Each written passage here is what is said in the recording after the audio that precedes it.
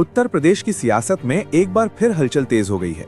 राज्य निर्वाचन आयोग द्वारा पंचायती चुनाव की तारीखों की घोषणा होते ही गांव-गांव में चुनावी माहौल बनना शुरू हो गया है। ग्राम प्रधान से लेकर क्षेत्र पंचायत सदस्य और जिला पंचायत सदस्य तक हर पद के दावेदार सक्रिय हो चुके हैं। पोस्टर, बैठकों और रणनीतियों का दौर शुरू हो गया है। ये रिपोर्ट उसी बदलते माहौल, प्रशासनिक तैयारियों, राजनीतिक समीकरणों और ग्रामीण मतदाताओं की नब्ज को पकड़ने की कोशिश है। 1. तारीखों की घोषणा, क्या बदला, क्यों अहम? राज्य निर्वाचन आयोग की घोषणा के साथ ही पंचायती चुनाव औपचारिक रूप से चुनावी मोड में प्रवेश कर गए हैं। तारीखें सामने आते ही आचार संहिता लागू हो जाती है, जिससे सरकारी योजनाओं की घोषणा, तबादले और नई परियोजनाओं पर नियंत्रण लग जाता है। इसका सीधा असर प्रशासन और सत्ताधारी दल दोनों पर पड़ता है। पंचायती चुनाव केवल स्थानीय प्रतिनिधियों के चयन तक सीमित नहीं होते, इन्हें आने वाले विधानसभा और लोकसभा चुनावों का सेमीफाइनल माना जाता है। यही कारण है कि हर दल इसे प्रतिष्ठा की लड़ाई के रूप में देखता है। 2. चुनावी ढांचा, कितने पद, कितना दांव? उत्तर प्रदेश में पंचायती राज व्यवस्था 3 स्तरों पर आधारित है: ग्राम पंचायत, ग्राम प्रधान और वार्ड सदस्य; क्षेत्र पंचायत, ब्लॉक स्तर पर क्षेत्र पंचायत सदस्य; जिला पंचायत सदस्य। इन हजारों पदों पर चुनाव होना है। हर सीट पर सामाजिक समीकरण, जातीय संतुलन, आरक्षण और स्थानीय मुद्दों की भूमिका निर्णायक होती है। 3. आरक्षण और परिसीमन, सबसे बड़ा मुद्दा।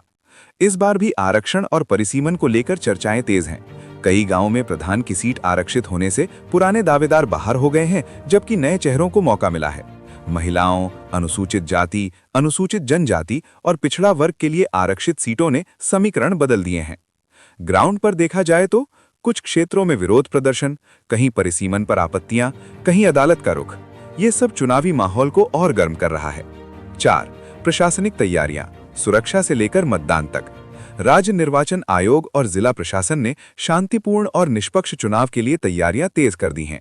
मुख्य तैयारियां: मतदान केंद्रों की पहचान और संवेदनशील बूथों की सूची, केंद्रीय व प्रांतीय सुरक्षा बलों की तैनाती, ईवीएम या मतपत्र, मतदान सामग्री की व्यवस्था, वेबकास्टिंग और निगरानी। अधिकारियों का दावा है कि हर स्तर पर पारदर्शिता सुनिश्चित की जाएगी। 5. राजनीतिक दलों की रणनीति।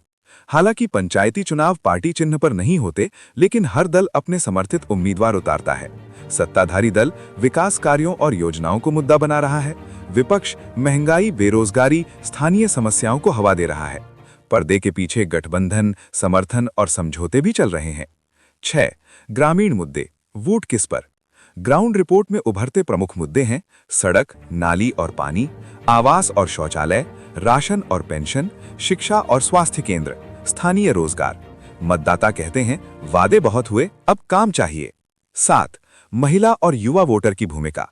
इस चुनाव में महिला वोटर निर्णायक साबित हो सकती हैं। स्वयं सहायता समूहों, आवास योजनाओं और स्वच्छता अभियानों का असर दिख रहा है। वहीं युवा मतदाता रोजगार और डिजिटल सुविधाओं पर सवाल पूछ रहा है। 8. सोशल मीडिया और डिजिटल प्रचार। पहली बार गांव-गांव में व्हाट्सएप ग्रुप, फेसबुक पोस्ट और छोटे वीडियो प्रचार का बड़ा माध्यम बन रहे हैं। इससे अफवाहों का खतरा भी बढ़ा है, जिस पर प्रशासन नजर रखे हुए है। 9. कानून व्यवस्था और चुनौतियां। पंचायती चुनाव में आपसी रंजिश, जातीय तनाव, बूथ कैप्चरिंग की आशंका है। इनसे निपटना प्रशासन के लिए बड़ी चुनौती है। संवेदनशील इलाकों में अतिरिक्त फोर्स तैनात की जा रही है। 10. निष्कर्ष, गांव की सरकार, बड़े संकेत। उत्तर प्रदेश के पंचायती चुनाव केवल स्थानीय नेतृत्व चुनने का माध्यम नहीं, बल्कि राज्य की राजनीति का आईना है। तारीखों की घोषणा के साथ ही साफ है कि आने वाले हफ्ते गांव-गांव में लोकतंत्र का उत्सव और राजनीतिक संघर्ष दोनों देखने को मिलेंगे।